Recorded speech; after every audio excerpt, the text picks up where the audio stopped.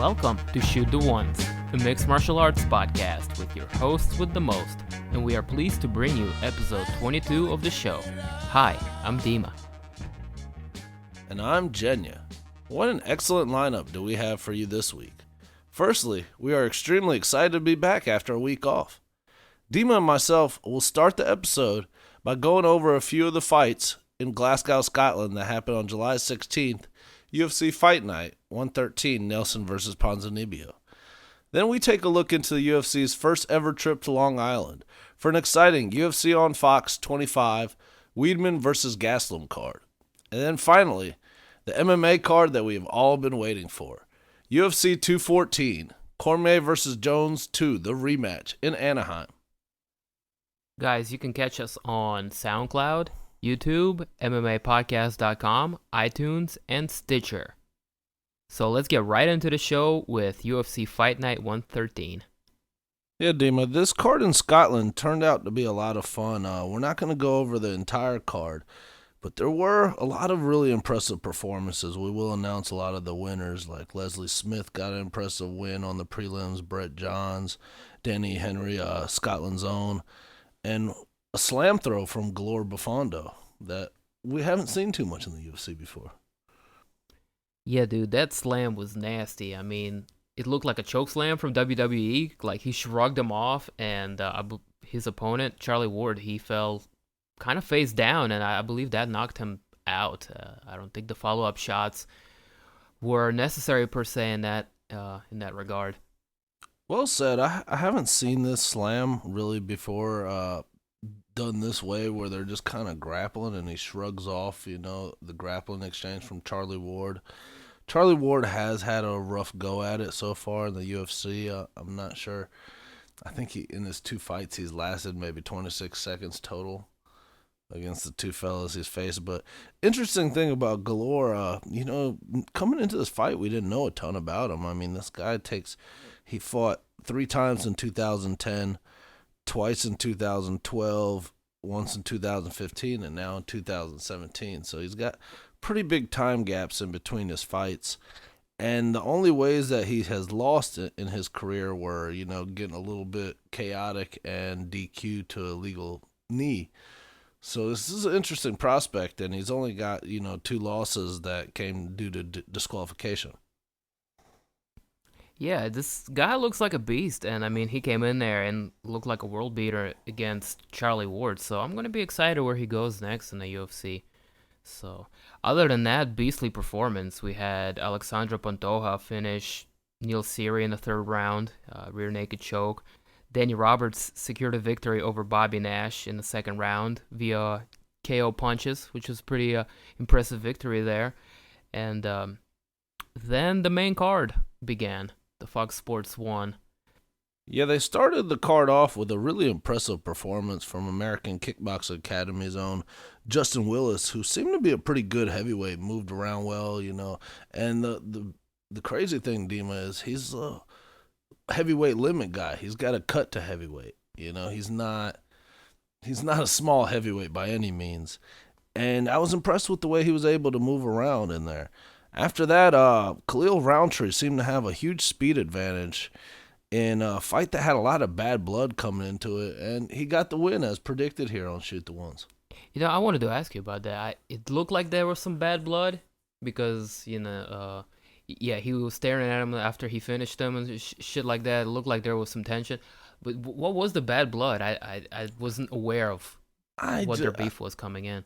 I think a lot of it came from the hostile treatment he may have gotten in Scotland, and I think most of the beef came from the weigh-ins, and I guess some internet stuff that Craig had said, but he was kind of disrespectful of Roundtree in the media, I believe, and at the weigh-ins, and Roundtree just, held it in and was able to take it out at the fight. I was really impressed with the way Khalil moved, all the side antics aside, off of the fight.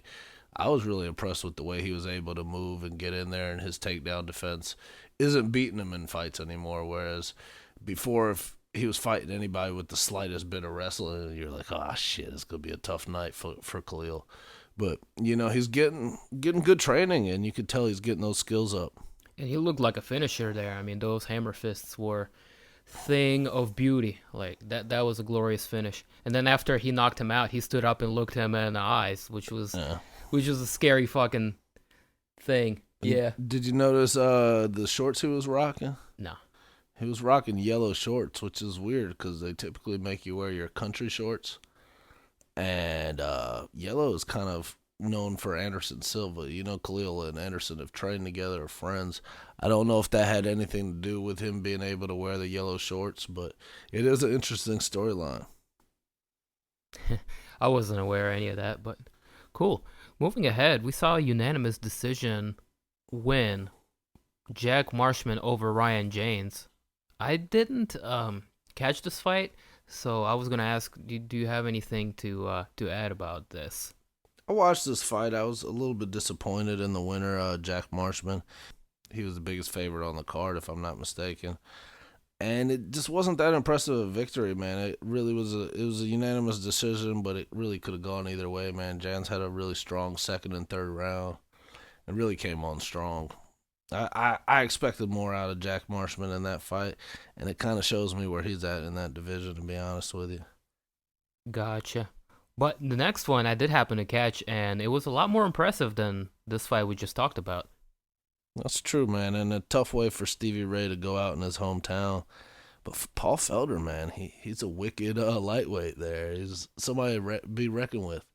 Yeah, wicked elbows, man. That was the way he chose to end this fight, and yeah, man, he's making a good case for himself.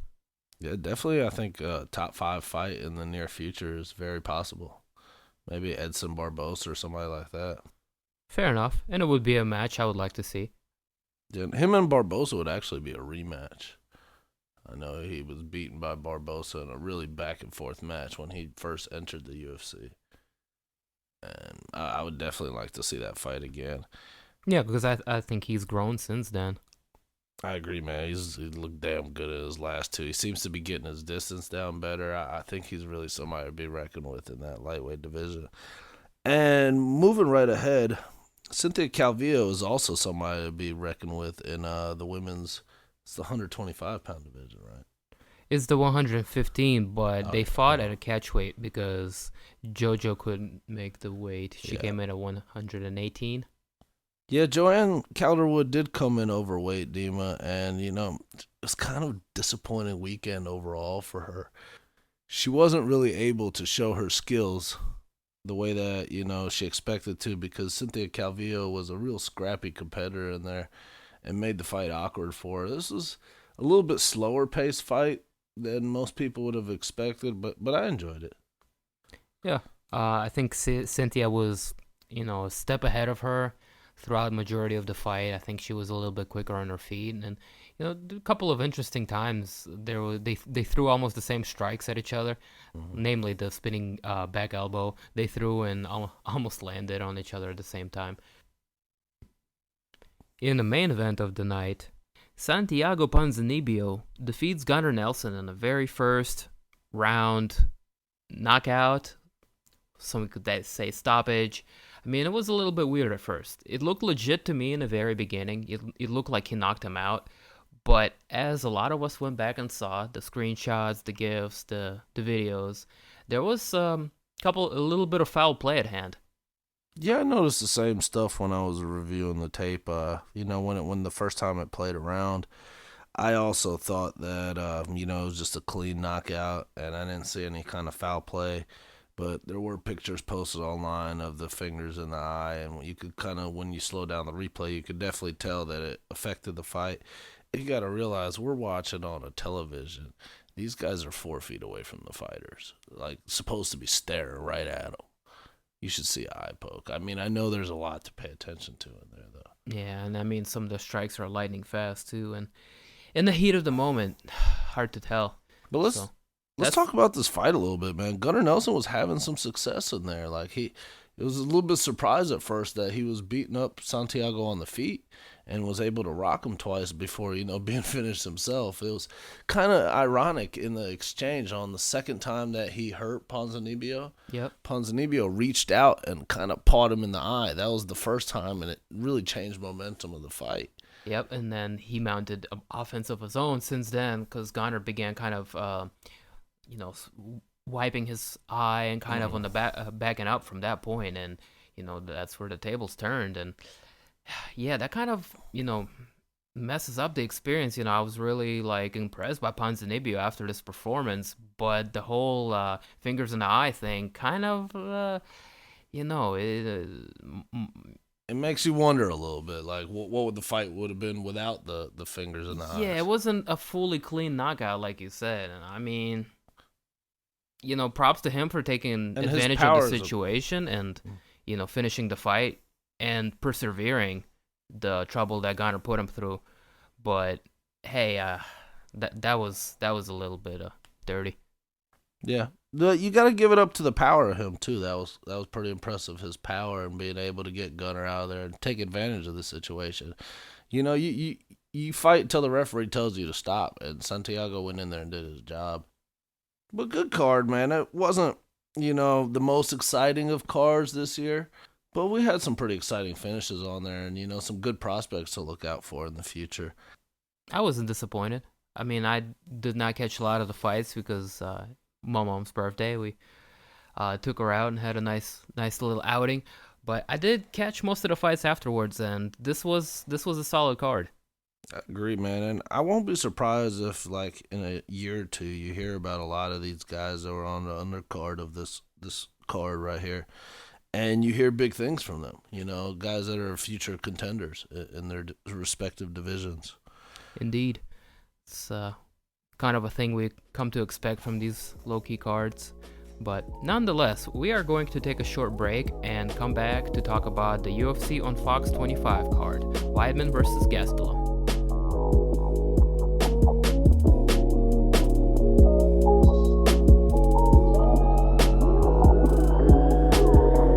Hey, Shoot the Ones listeners, are you on Facebook? Shoot the Ones is.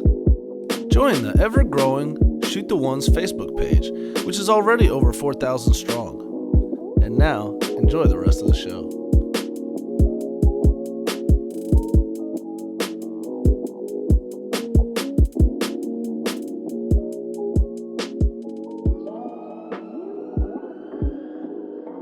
Welcome back, fellow fight fans. Real quick, I want to give props to Genya for doing a great job on our Facebook page. And next on our agenda, we're going to talk UFC on Fox 25, Weidman versus Gastelum. Thanks for that, Dema. This was a pretty good card despite its lower ratings. The day after ratings, and they were the lowest ones for UFC on Fox ever. So, despite it being a pretty good lineup and a pretty good card overall to watch, it didn't do so well. I guess you can't blame Demetrius Johnson now for having low ratings on Fox. Well, the final ratings aren't in, but if it keeps going, if it keeps trending in this direction, when they get their final ratings, it's probably going to be the lowest one, beating Demetrius Johnson versus Wilson Hayes. Well, despite the ratings, the card itself was actually pretty good, and the main event was great. I agree, man. We had some back and forth in the main event. We were going to talk about the main card. We were also just going to announce some of the winners we were impressed with. Is that correct? Yeah, we'll really quickly skim through the prelim card on UFC Fight Pass. Chris Wade defeats Frankie Perez via unanimous decision. Shane Burgos defeats Godofredo Pepe, unanimous decision as well. In heavyweight division, Junior Albini defeats Timothy Johnson in the very first round via TKO punches.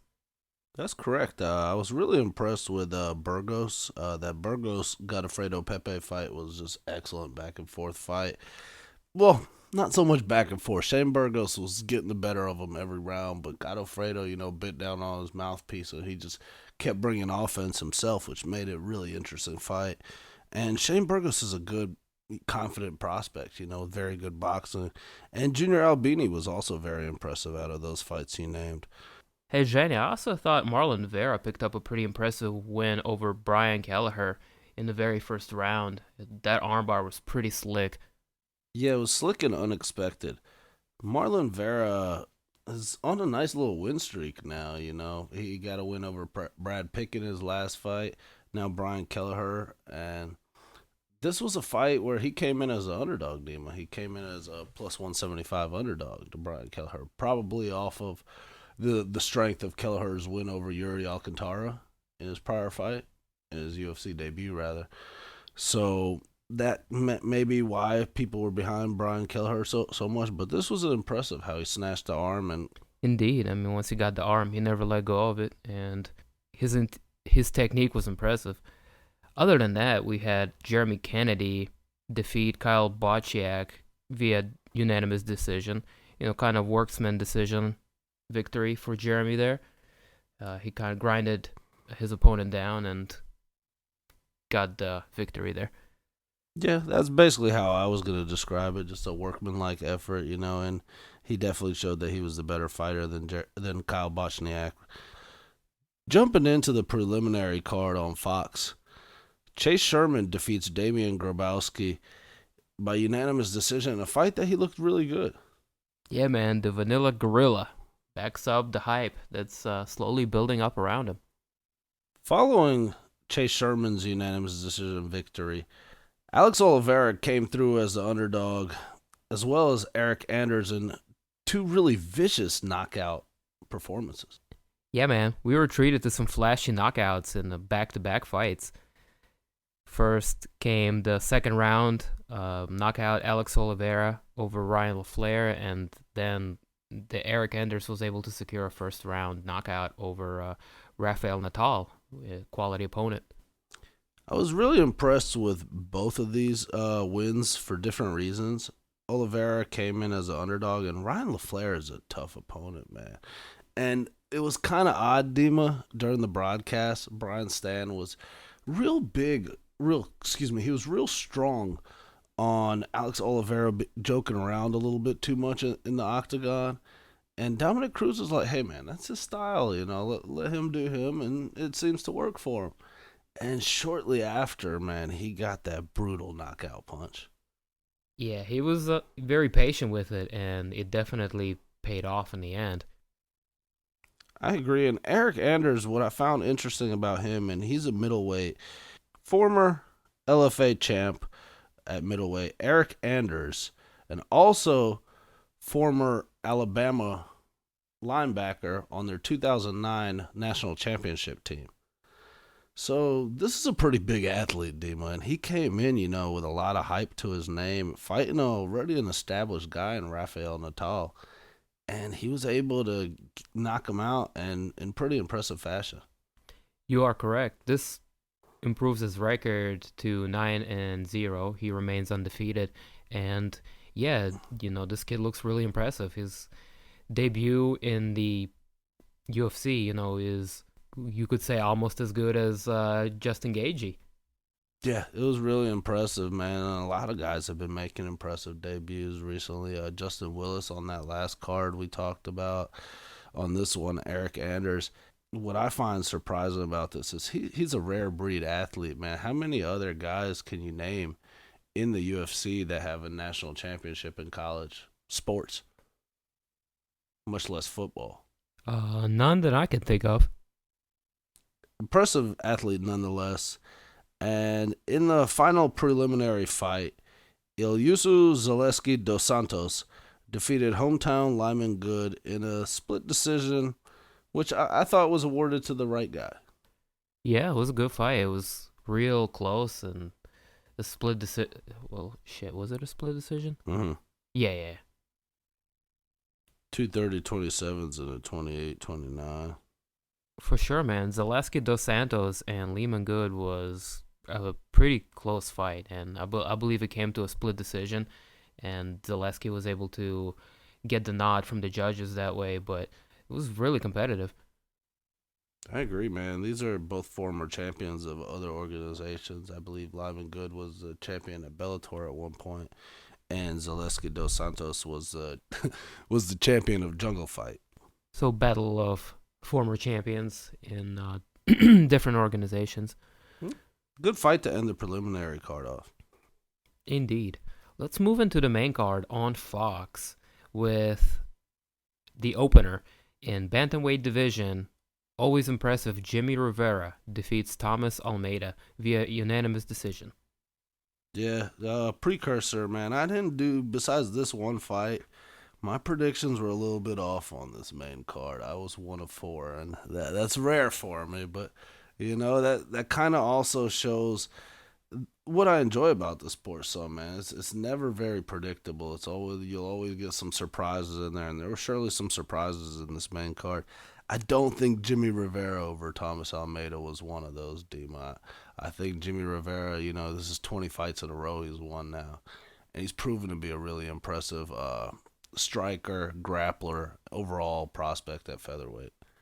Yeah, man, he continues to look impressive, and a lot of people are forgetting he's 20-0. You can't sleep on that.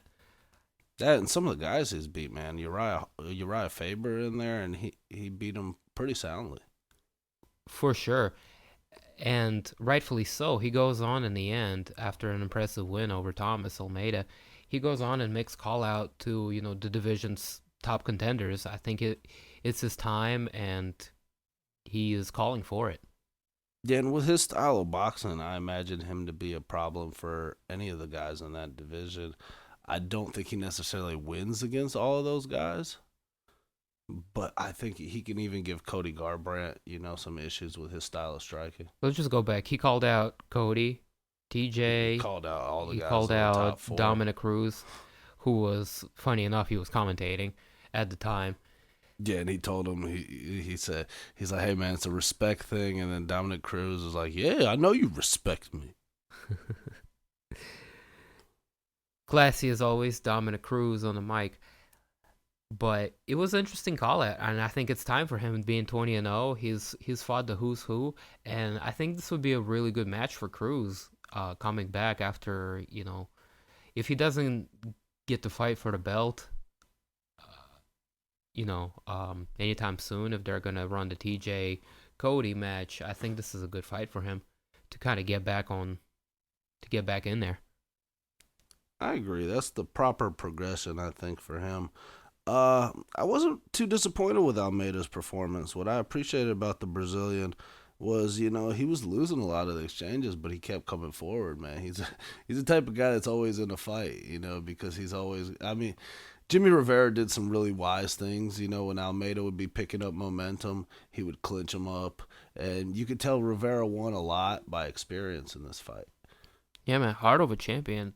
Thomas Almeida, as he was losing the exchanges, but like you say, he did not stop coming forward, and he didn't quit. He continued fighting.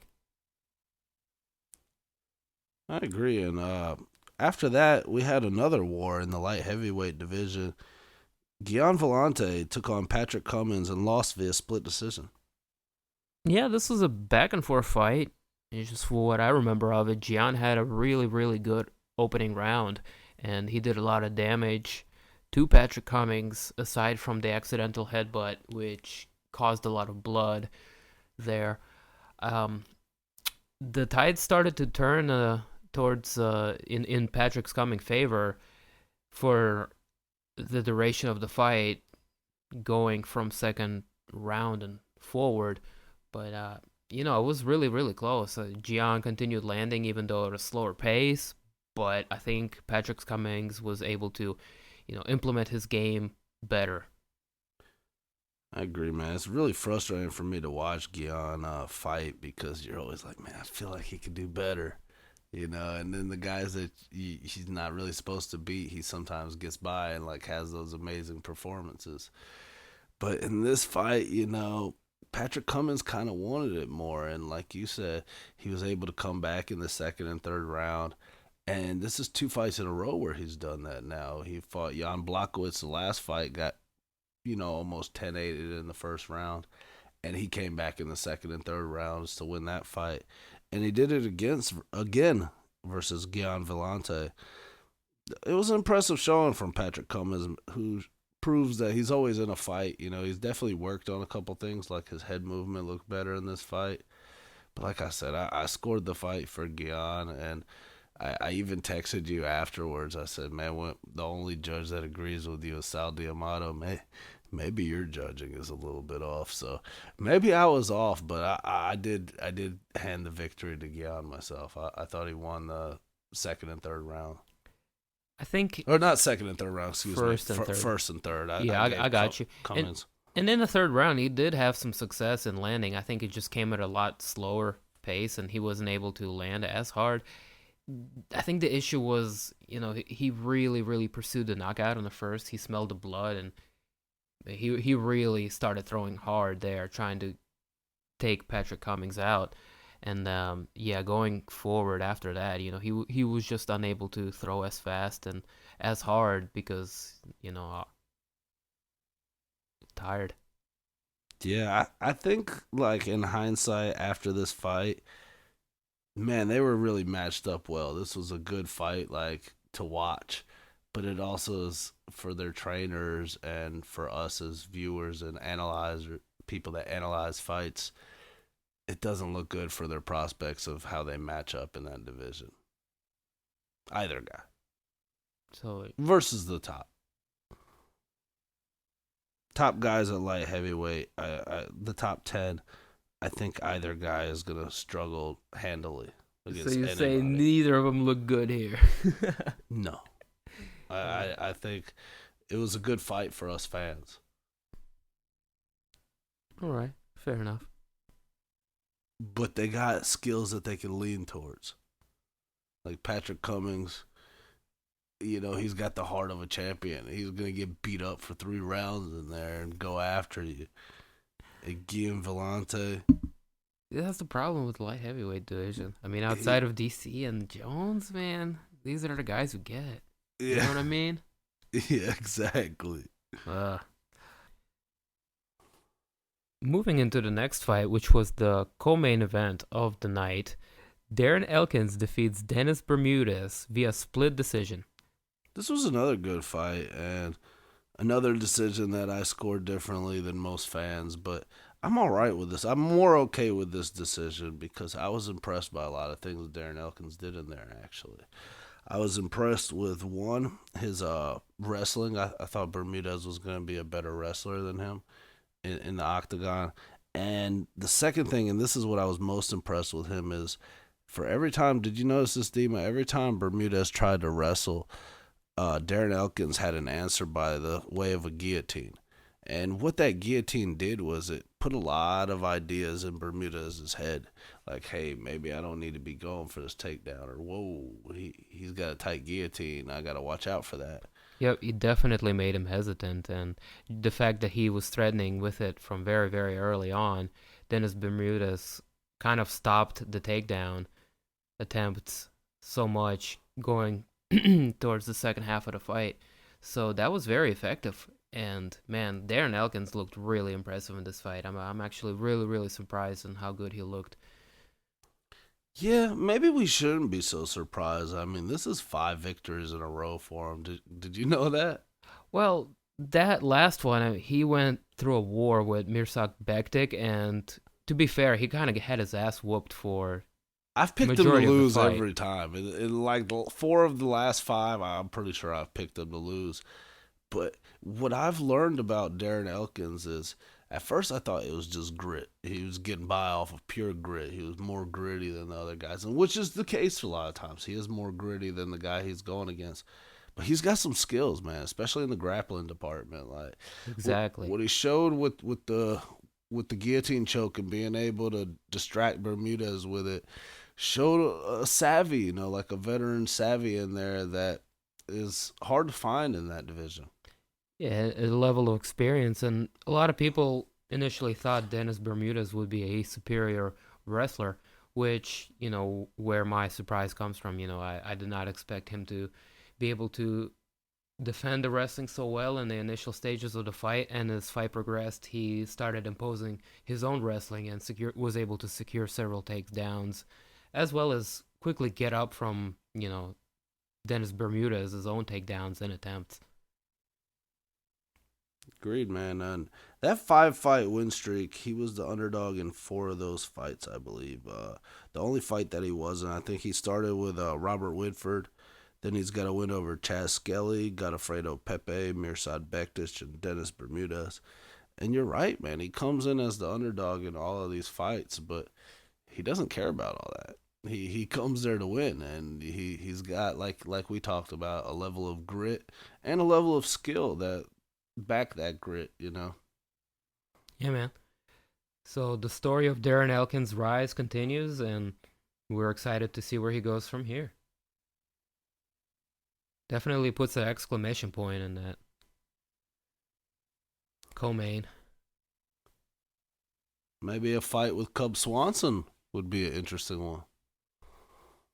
Indeed. I mean, I don't think Cobb has anything lined up ever since he fought Artem Lobov.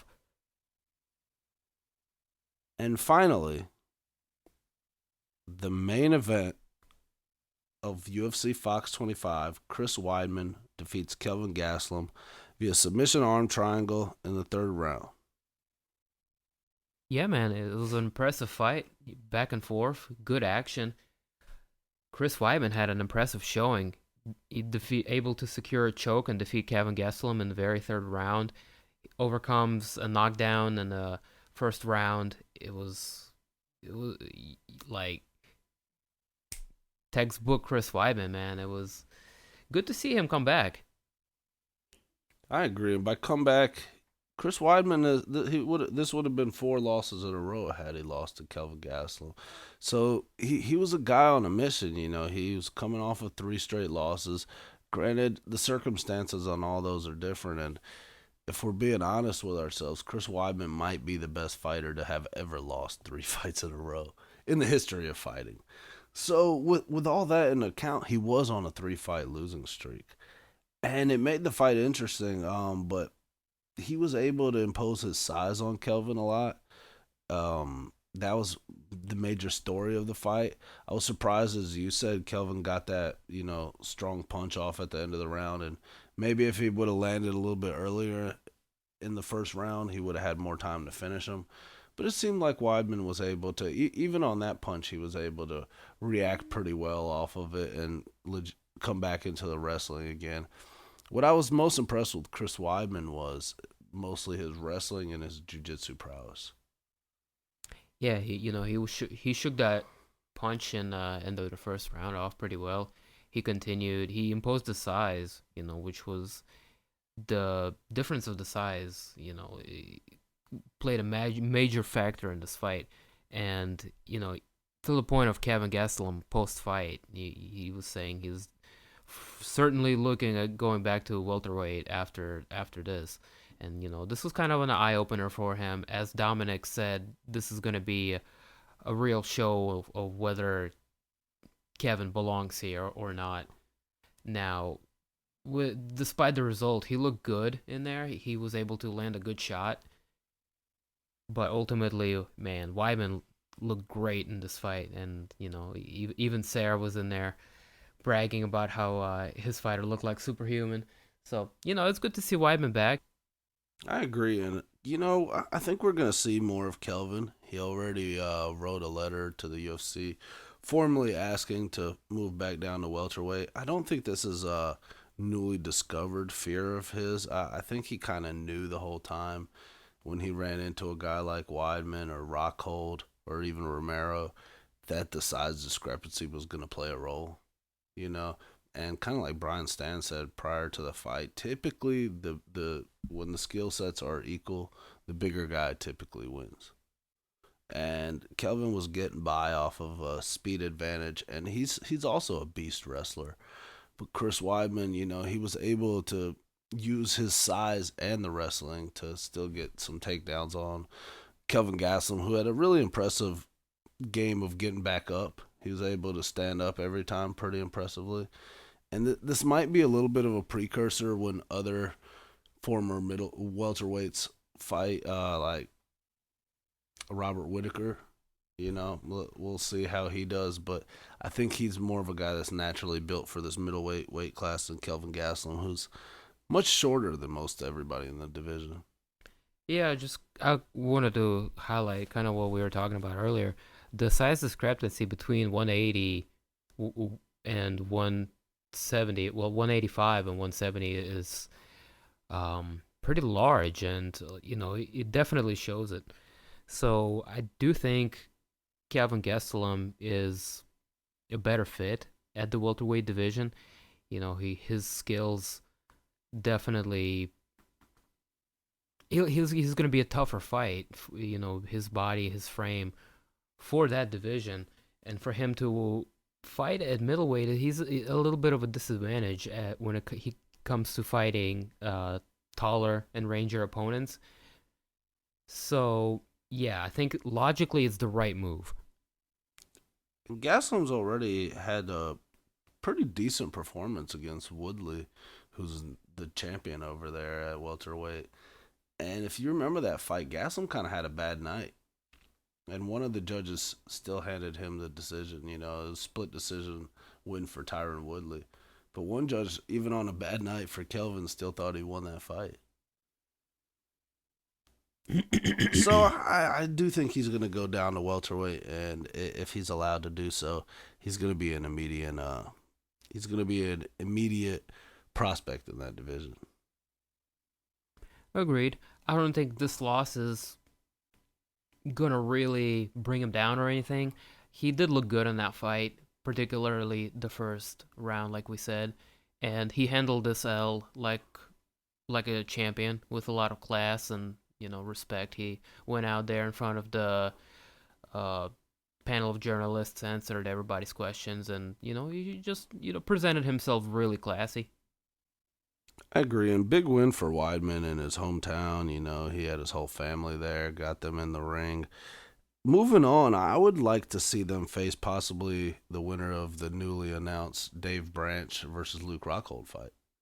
That would make a lot of sense. I'm actually thinking about it now. I'm on board with it.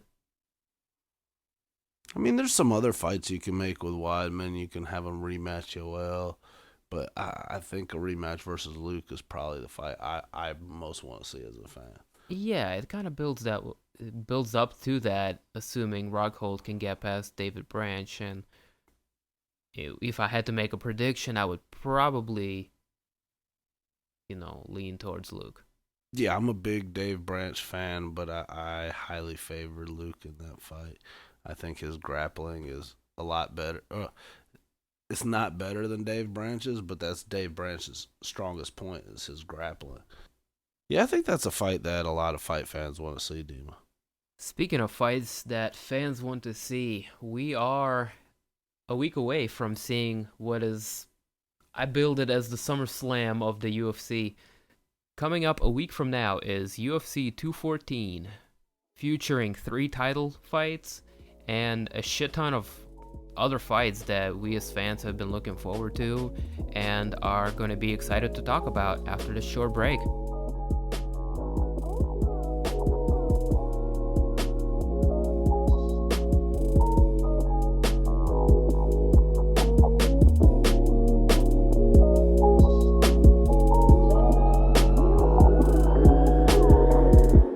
Hey guys, do you like to chat?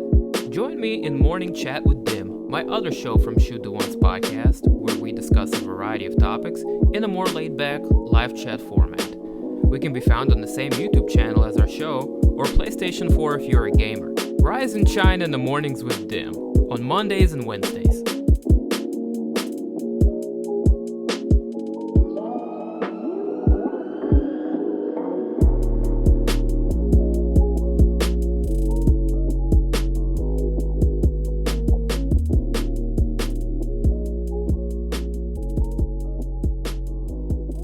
Welcome back, Shoot the Ones listeners. And this is a heck of a card that on paper is the best that the UFC has all year. And the promo packages for the Cormier-Jones fight just keep building our anticipation for what's already an excellent fight. Speaking of the promos for that fight, did you catch the interview they had at the end of the last card that we just talked about? The UFC on Fox? Yeah, I did. These guys don't like each other at all. Not at all. Yeah, John Jones, I think the catch line from that one coming from his end was, "Fuck DC." And Daniel Cormier just He's not a big fan of John Jones. I don't think they're ever gonna be friends even after this fight. This is real beef. This is some legit tension. This is some legit bad blood between the two, and this is one of the aspects is one of the reasons as to why I'm excited to see this fight. There is legit bad blood between the two, and it's not manufactured like a lot of the stuff these days. No, it's not. And since we're so excited about that fight, let's start with that one. Let's start with that one and go down. Go top to bottom. Mm-hmm. So yeah, man, DC John Jones. My early prediction is, John Jones got DC's number. This is why I think initially, but there's a couple of factors, okay? So John Jones hasn't looked particularly the best after long layoffs, and this is one of the cases where he's coming back after a long layoff. He's not getting any younger, and something, a factor maybe if you want to play the devil's advocate. Yeah, he did struggle in his comeback versus OSP, but I'm really excited about this fight, Dema, and I'll tell you why. Because without John Jones, Daniel Cormier would be maybe the best light heavyweight of all time. But you have John Jones in the picture. And this is a really special time for us as fans. Like, you don't typically get to see the number one and number two guy of all time face off 2-3 times in a division. You kind of saw it with Kane, JDS, before the power shift of that heavyweight started happening.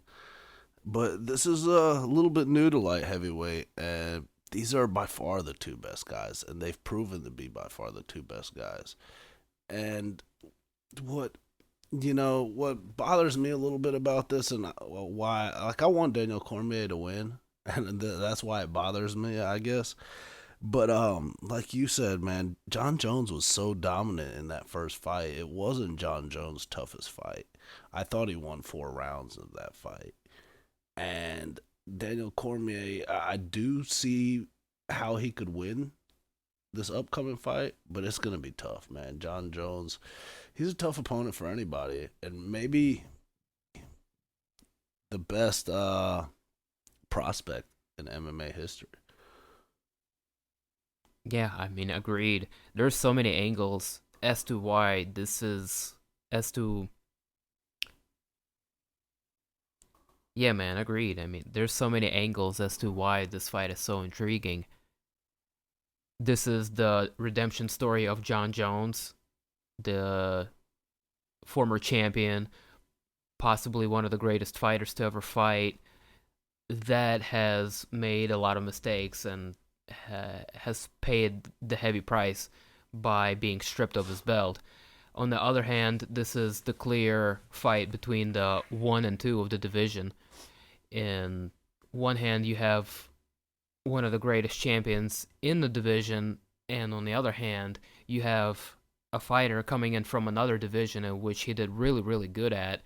Himself a champion in several different organizations, Olympic background, pretty much flawless record, and his only loss is to this guy who is, of questionable character outside of Octagon, and you can tell this is really bothering Daniel Cormier.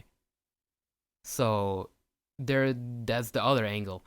I mean, I can go on about this fight, the build-up itself, and for us to see a rematch between the two, this is gonna undoubtedly make 214 probably the best card of the year. What I like to call the Summerslam. To an extent, these are both their match. Daniel Cormier is John Jones' match, and vice versa. They don't have a tougher fight out there for him, in my opinion. Maybe Gus, but other than that, not really, man. And this is the fight I want to see at light heavyweight, and we get to see it at UFC 214. Yes, sir. Moving into the next highly anticipated championship bout, this time at the welterweight division, Tyron Woodley is going to fight Demian Maia. Yeah, what's really cool, and we talked a little bit about this off air, but every fight that we're going to talk about on this card, we've already previewed on other Shoot the Ones episodes. That's how excellent. That just shows that this is really a good card, because when we make fight announcements, they're few and far between. I don't even think we had one on this episode. So it's a pretty big fight if we're going to announce it on our show. That is true. Every single fight has either been part of the fight announcement or a news story or something big. And every single one of these fights is definitely going to have title ramifications and, a lot of meaning for each division in question. Yeah, not only title ramifications, but some titles might be changing hands. For sure. And do you think Demian Maia, he's coming in as the underdog against Tyron Woodley, and he's a guy who's, he's had attempts at championship fight before and came up short versus Anderson Silva, but since then, man, he's grown his game. He's become the best at using jiu-jitsu in MMA. He brushed up his stand-up skills. He has, but he doesn't really have to use it because he's able to throw guys into his world. But he's taking on a tough test here in Tyron Woodley. Yeah, man. I mean, Tyron is the champion for a reason.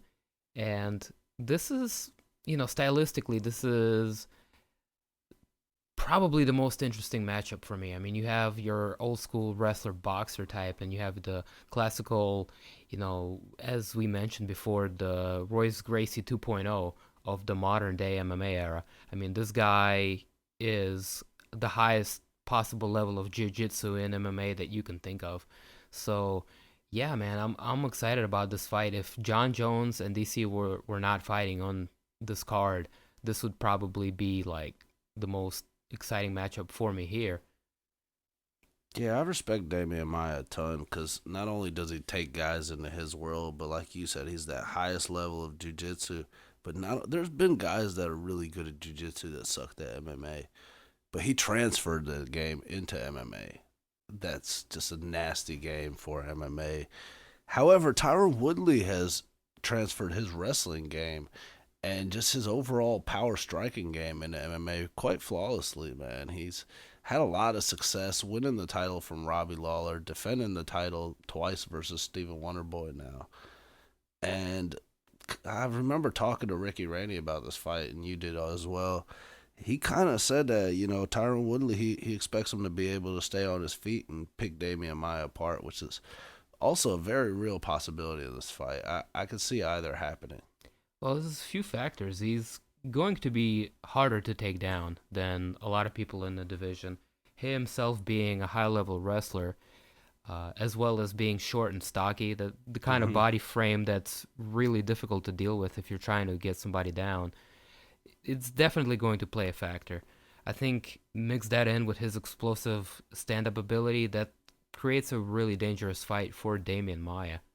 Who's like a backpack when he gets a hold of you. Exactly. So many backpack jokes floating around. Not even funny.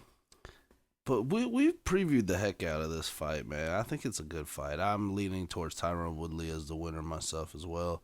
But I look at it as a 50-50 fight. I'm cheering for Demian Maia, but if I had to bet, and I'll probably will be betting, hey man, Tyron Woodley, you can't count that guy out. I think his last two fights against Wonderboy left kind of a sour taste in a lot of people's mouth, but a lot of people... He fought smart. He fought safe and smart. Yeah, I mean, once you get to a championship level, I mean, a lot of people kind of start playing a little bit smarter because you're getting completely different money as a champion. So, I can't get mad at him. But you are, what I'm trying to say is you got to remember his accolades and his accomplishments before the two fights. I mean, he knocked out the guy who was at the top of the world in that division, that being Robbie Lawler, who's also fighting on this card. Yeah, which we'll talk about after we talk about the women's featherweight match with Cyborg versus Tanya Evinger. God damn, I'm excited about all these fights so much. But just to... finish up on T. Wood and Demian Maia. Oh, I'm sorry. I thought we were done. Well, we're pretty much done. I mean, fuck it. I mean, I've said everything I wanted to say in earlier episodes and now. So, yeah, man. Other than I'm super fucking excited for this fight. Yeah. After Woodley and Maia go for the welterweight title, Cyborg takes on Tanya Evinger for the women's featherweight title. Hell yeah, it's good to see Cyborg finally fighting for the belt in the UFC, man. Yeah, I'm excited about this, and she deserved it. They made the division for her to originally fight in it, and the whole Jermaine Duraname thing happened, and she has vacated that title since. This will be for the women's featherweight title.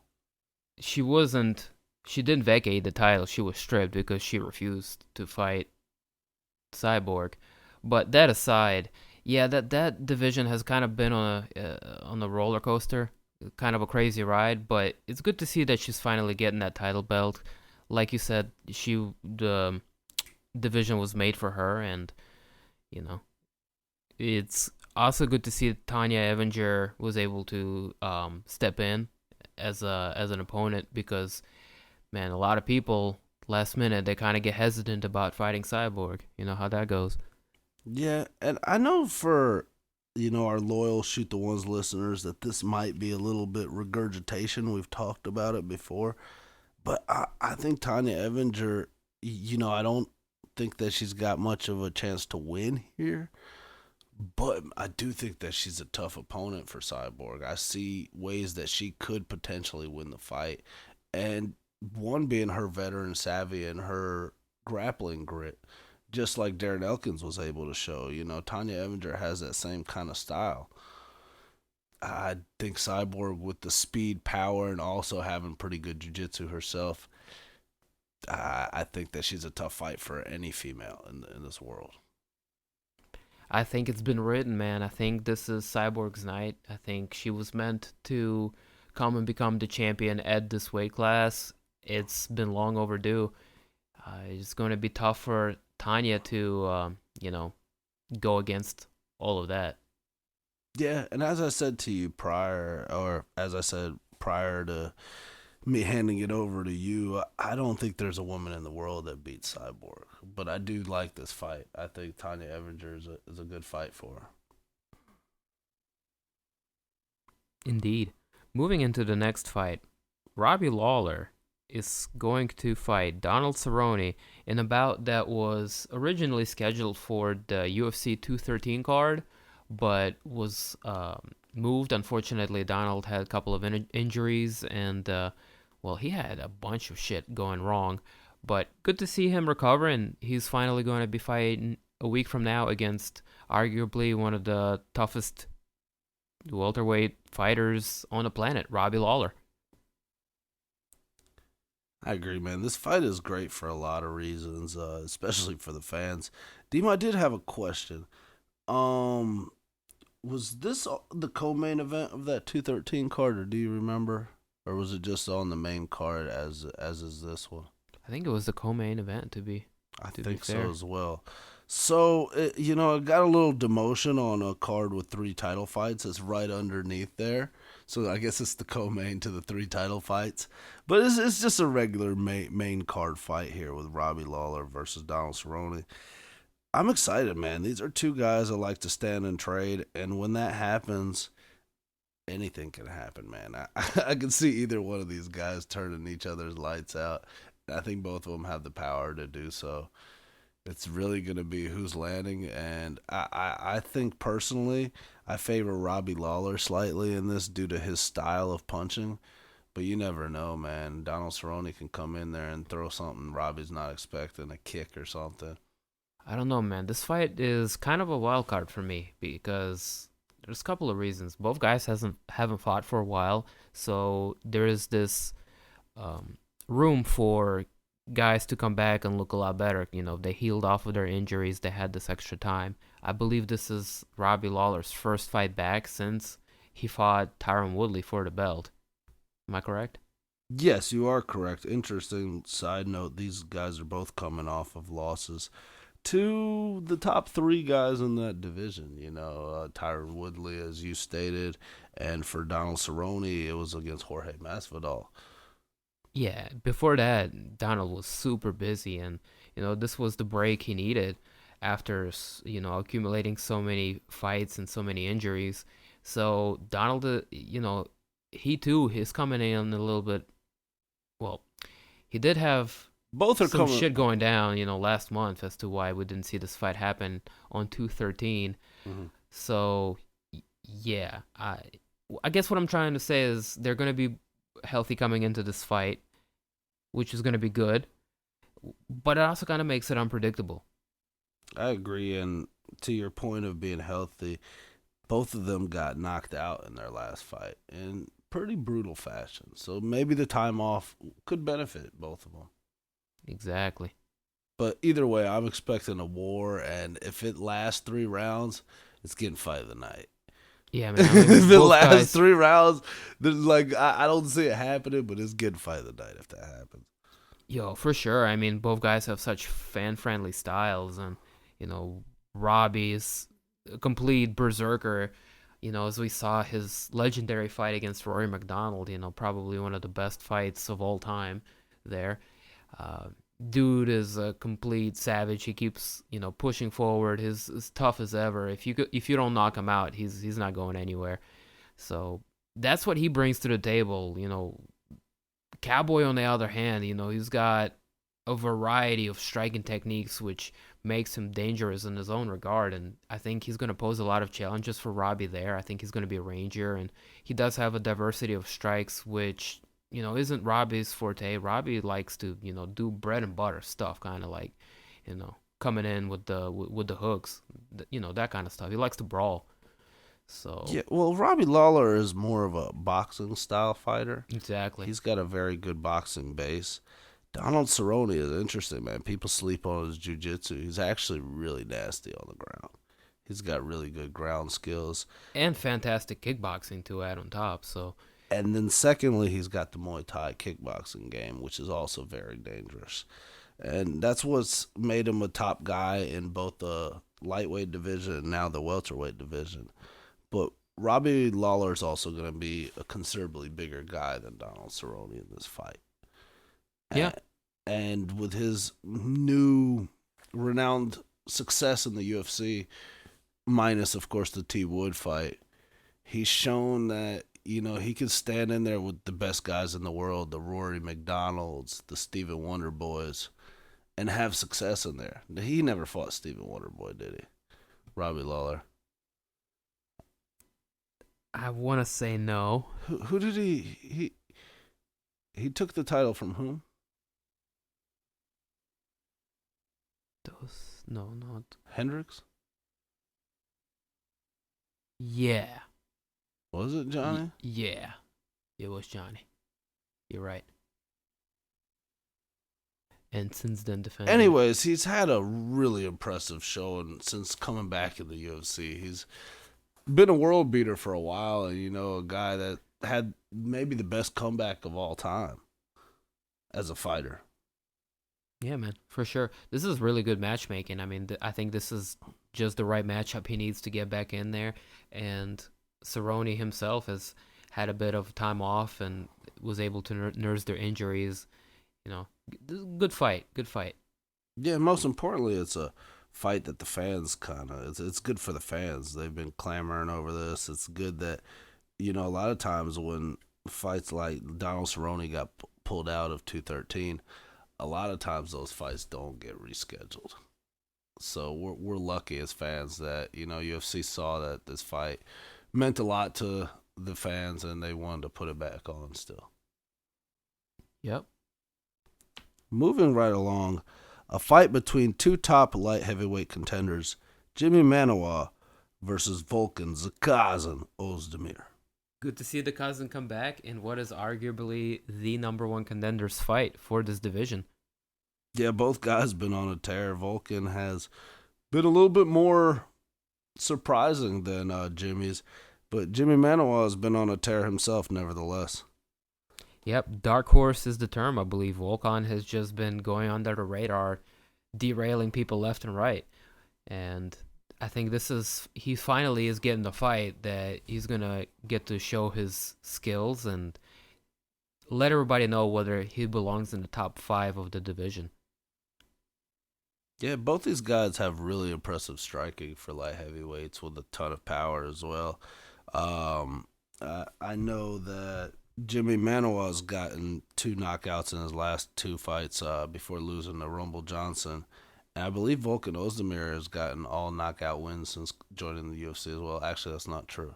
Oh, he beat OSP. He beat by decision. OSP by decision, who Jimmy Manuel knocked the fuck out. Nice. Oh. Hold on, we're probably not using that. But yeah, this is a good fight. How do you think they match up? Two predominantly strikers. Good. I think they match up good. Yeah. It's a tough one to say, to be honest. I mean, Jimmy Manuel has proven that he's got one of the best technical striking, techniques as far as, purely boxing goes in the light heavyweight division.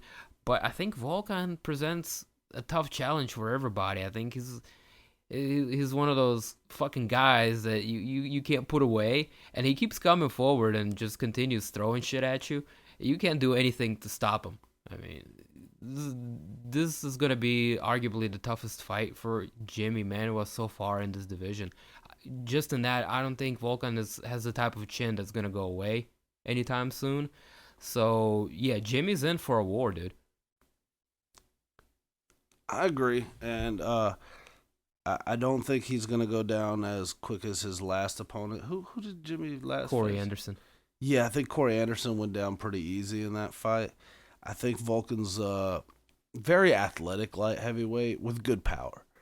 So that's what makes this fight exciting, is Volkan can surprise anybody with that power, but Jimmy's got the really good technique and really good power as well in his strikes. These are two of the most feared light heavyweights in the division. So here's what I'm thinking. Providing Jimmy stays technical and maybe doesn't engage in brawling with Volkan Ozdemir, I think he can outpoint him and pretty much get a clean victory. But he needs to fight smart. I mean, if you make any slip ups, if you let Volkan Ozdemir close the distance on you, it's going to be a tough night for him. That's exactly what I'm thinking. I'm thinking that Jimmy Manuel is going to be able to keep it in boxing range versus Volkan. But mind you, I've picked against Volkan in his last two. And I've been pretty bad with picking against Volkan in the previous past. Indeed. I mean, so this is a pick'em fight. I mean, if I had to make a call, I think Jimmy gets it done via more technical striking. But Volkan Ozdemir, as we've seen before, is, a guy you shouldn't count or you shouldn't bet against. Yeah, he's got that kind of power that you shouldn't count him out for sure. Indeed. So, as we said before, thousands of times, man, top to bottom, all 5 fights of this main card are fireworks, and I'm gonna watch every single one of them. I'm excited. Yeah, I'm really excited about it too, man. Anybody looking forward to on the preliminaries at all? Yeah, man, I think Jason Knight, Ricardo Lamas is gonna be a hell of a good fight. I think we also have Aljo and Barao there as well, like catchweight. Yep. Right. So both of those, I mean, do you want to add anything about those? No, personally, I'm excited to see those fights as you named. I want to see Brian Ortega versus Renato Moicano, who just recently got a win over Jeremy Stevens. That seems like a really fun fight. Andre Fili returning against a UFC newcomer. It's an interesting preliminary card as well. Exactly. Other than that, on the U.S. Fight Pass portion of things, Kaylin Curran is fighting Alexandra Albu. Eric Sheldon is fighting Jared Brooks. And Josh Berkman is opening up the night with a fight against Drew Dober. Yeah, out of those 3 fights, I would say the one I'm most anticipating is probably Eric Shelton versus the Monkey God, Jared Brooks. It's 2 top flyweights, I think, Dema, and I that's why I'm kind of anticipating that fight. I'm going to try to catch Josh Berkman and Drew Dober just because both guys are veterans of the sport and, have been there for a while. This is going to be a good opener. Good call, man. I'm really pumped about this card. Yes. I don't know about you, but I am fired up, man. More so than I've been in a while. For sure, dude. I mean, I've called it a couple of times by now, but this is the Summerslam of the MMA. And, yeah, man, I'm super stoked for this card. Yeah, definitely not going to miss this one at the Honda Center in Anaheim. And just want to thank everybody for joining us, man. This was a kick-ass episode. Feel good about it. Man, after taking a week off, you getting back on the horse and, getting back in there. It's good. Well said, Dema. Make sure to follow us on Facebook, and you can always catch us on SoundCloud, YouTube, iTunes, Stitcher, MMApodcast.com, or anywhere the top podcasts are heard. Try to give them an episode next week? Yeah, for sure, because this card we just talked about, it's going to leave a lot to be said, and we're particularly looking for outcomes for a lot of these fights. So yeah, the next episode 23 will primarily be talking about the fallout of UFC 214, and yeah, we're excited to see these fights. Indeed. I'm excited to watch those fights, especially, and talking about them is going to be a hell of a lot of fun. We'll also preview the UFC Fight Night 114 in Mexico City, Mexico card. Sweet. All right, guys, check out our new Facebook page, as Genya has mentioned, and we are going to be back next week. Dema and Genya, out.